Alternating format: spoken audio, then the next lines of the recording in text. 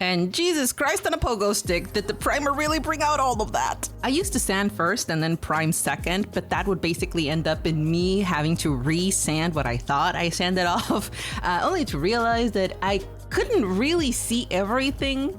So I just jump into priming first and then sand because it's easier to see where I'm going here. Plus it saves time. And holy shit, did I need to bring out all of my sanding toys for this one. From my pen sander to scraping to sponge sanding, you name it, I probably used it. Depending on the area I'm sanding and how bad the seam is, I'll usually pick the tool that will do it fastest or pick others that will go slow to not mess the detail around that seam line. Then I just usually finish off by sanding with a 400 to 500 grit sandpaper or sponge to make it not scratchy. Basically, make sure there are no leftover scratches from the previous sanding. The skirt was the worst offender of all the parts. The seam lines went over every single pleat, so this one took way longer to sand and polish, inside and out, might I add. And if you think that was bad, the hair will be another close second to how bad the sanding time will be on this.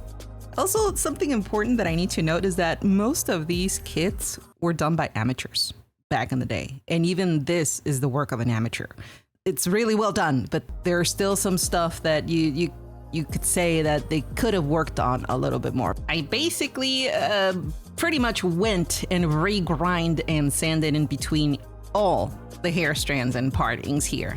But you know, it is what it is. We didn't have a lot of things 20 years ago. So all the fans just would get together and do something for the fans. That's how GKs started. In case nobody here knows the story or the history of how GKs came to be. It was just basically fans wanting to have figures of their favorite characters so that they can share it with other fans. So amateur sculptors were born this way. Unfortunately, there were a lot of uneven scratches and grooves left from the sculpting. If I had to describe it, I'd say it's pretty rustic, quote unquote. It's like they didn't even want to spend a lot of time sanding the details on the surface and said, meh, good enough. Let the poor sucker painting deal with it. Or in this case, this poor sucker. There was a seam on the leg that was pretty uneven and deep. I didn't want to scrape it off and risk flattening that area. So I took some CA glue and filled it up and then sanded it off. All right, with all the sanding done, we can now re-prime to see if I missed a spot somewhere by any chance.